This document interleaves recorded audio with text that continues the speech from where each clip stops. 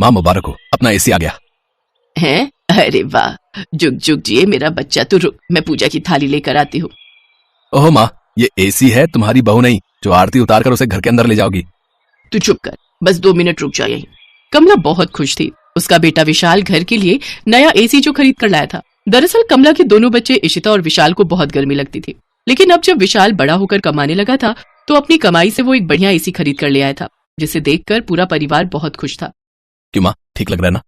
भाई वाह, ये तो कमाल की चीज है। मुझे तो ठंड सी लग रही है, सच में कमाल की चीज है ये एसी। वैसे ही कितने का आया बेटा? अरे माँ, आप आम खाओ ना, गुठलियां मत गिनो। अरे हाँ माँ, आम भी रखे है ना, जल्दी से ले आओ ना। एसी में बैठकर आम खाने में मजा ही आ जाएगा कसम से। पगली कहीं की, तुम दोनों बैठो, मैं आम लेकर आती हूँ। कमला को मन ही मन अपने बेटे पर बहुत गर्व हो रहा था। विशाल के पिताजी बहुत पहले ही चल बसे थे, जिसके बाद बच्चों की पढ़ाई और घर के खर्चों में ही सारा पैसा खत्म हो जाता था।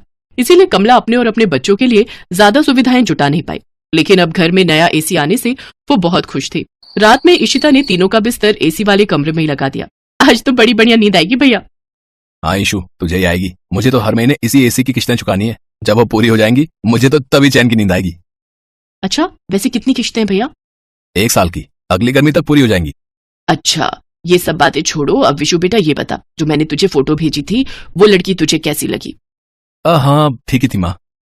तो संडे को चले उसके घर? अब देखते हैं माँ, अभी संडे दूर है। नहीं, अब कोई बहाना नहीं, तुझे चलना ही होगा। देख बेटा, एसी ले आया है, बहू भी ले आया, अब और नहीं होते मुझसे ये घर के कामकाज।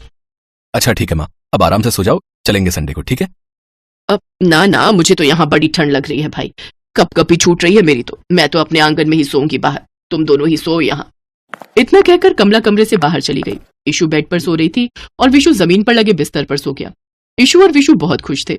कुछ देर बाद ही वो दोनों गहरी नींद में सो गए। फिर अचानक रात को इशू उठी और बोली, भैया भैया उठो ना। हाँ, क्या हो गया? अरे सो जाना इशू। भैया ये कैसा एसी लिया है आपने? मुझे तो अभी भी गर्मी लग रही है। हाँ यार, लग तो मुझे भी रही है।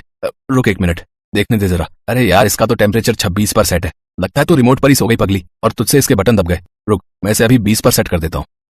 भैया एक बार 16 पर करो ना। बर्फ जमाएगी क्या? अच्छा चल, करके देखते हैं। टेम्परेचर 16 पर करते ही कमरा एकदम ठंडा हो गया। अब तो दोनों बहन भाई बहुत ही खुश थे। नए एसी की वजह से अब इशू की तबीयत एकदम सही रहने लगी थी। उसे ना कोई एलर्जी हो रही थी और ना ही शरीर पर लाल निशान पड़ रहे थे। फिर कुछ दिनों के बाद, क्यों, कैसी लगी तुझे पारुल? हाँ अच्छी लगी माँ। विशाल को पारुल पहली नजर में पसंद आ गई थी और दोनों की चटमंगनी और पट शादी भी हो गई। और फिर, ओए इशू, कहाँ जा रही है तू? सोने। और कहाँ माँ? पगली है क्या? अब विशु की शादी हो गई है, उस कमरे में विशु और तेरी भाभी रहेंगी ना। ओहो, मैं तो भूल ही गई थी। पर माँ एसी? क्या एसी? चल मेरे साथ आंगन में सो जा। ना माँ, अब तो मुझे एसी में ही नींद आती है। पागलों वाली बात मत कर, तू क्या भैया भाभी के बीच में सोएगी? इशू अपने भाई की शादी से जितनी खुश थी, एसी के बिना सोने की बात सुनकर उसकी सारी खुशी गायब हो गई। एक तरफ गर्मी से इशू की हालत खराब थी, तो दूसरी तरफ नई बहू आराम से एसी में सो रही थी। इशू चाहकर भी कुछ नहीं कर सकती थी। अब तो हर रात ऐसे ही गुजरने लगी। बिना एसी के ना तो इशू की नींद पूरी हो पा रही थी और ना ही वो किसी से कुछ कह पा रही थी। फिर एक दिन, भैया ये सूटकेस लेकर कहाँ जा रहे हो? इशू, मेरी कंपनी मुझे ट्रेनिंग के लिए हैदराबाद भेज रही है। अब 1 महीने वहीं रहना होगा। अच्छा, वहाँ अपना ख्याल रखना भैया। हाँ, और तू भी माँ और पारुल का ख्याल रखना। अरे आप फिक्र मत करो, मैं भाभी का पूरा ख्याल रखूंगी। विशु ट्रेनिंग के लिए चला गया। रात में जब पारुल सोने जा रही थी, तभी इशू भी वहां अपना तकिया लेकर पहुंच गई। भाभी, आज मैं आपके साथ ही सोऊंगी। अच्छा ठीक है, आ जाओ। इशू बहुत खुश थी क्योंकि उसे कई दिनों के बाद एसी में सोने का मौका मिला था। तो वहीं पारुल को बहुत गुस्सा आ रहा था, लेकिन वो ननद के रिश्ते की कद्र करते चुप रह गई। फिर रात में अचानक पारुल को बहुत तेज ठंड लगने लगी। उसने उठकर देखा तो इशू तो बड़े आराम से सो रही थी और उसका ठंड के मारे बुरा हाल था। उसने देखा एसी का टेम्परेचर 16 पर सेट था। ये देखकर पारुल ने मन ही मन कहा, पागल है क्या ये लड़की, जमा कर मार देगी ये तो। पारुल ने फौरन टेम्परेचर को 25 पर सेट कर दिया। 15 मिनट बाद जब इशू को गर्मी लगी तो उसने उठकर फिर से एसी को 16 पर सेट कर दिया। अब तो हर 15 मिनट के बाद यही हो रहा था। पारुल और इशू दोनों समझ गई थी कि एक टेम्परेचर बढ़ाती है तो दूसरी कम कर देती है। तभी गुस्से में पारुल ने रात में ही इशू को उठाकर कहा, इशू तुम ये बार बार एसी का टेम्परेचर कम क्यों कर रही हो? मुझे ठंड लग रही है, मुझे इतने कम टेम्परेचर की आदत नहीं है। और मुझे गर्मी की आदत नहीं है भाभी, आपको ठंड लग रही है तो आप मम्मी के पास सो जाओ ना। मैं क्यों जाऊं? ये मेरा कमरा है, तुम चली जाओ ना मम्मी जी के पास। है? आप तो अभी आई हो, ये कमरा बचपन से मेरा और भैया का है। अच्छा तो फिर मैं कहाँ रहूंगी? मुझे क्या पता। दोनों की लड़ाई की आवाज सुनकर कमला कमरे में आ गई। क्या हुआ, तुम दोनों सुबह 4 बजे क्यों लड़ रही हो? मम्मी जी देखिए ना, ईशु मुझे इस कमरे से जाने के लिए कह रही है। हैं? हे भगवान, आप तो बड़ी झूठी निकली भाभी। आपने तो पूछा था कि मैं कहाँ जाऊं, तो मैंने तो बस ये बोला कि मम्मी के पास चली जाओ। ये मेरा कमरा है तो मैं क्यों जाऊं यहाँ से? अरे पर हुआ क्या, कमरे के पीछे क्यों लड़ रही हो तुम दोनों? यही लड़ रही है मुझसे मम्मी जी। ओहो हो, एक तो एसी होने के बावजूद कमरे को राजस्थान बना रखा है, ऊपर से बोल रही है कि सब मेरी गलती है। अच्छा, और जो तुमने कमरे को कश्मीर बनाकर रखा है उसका क्या?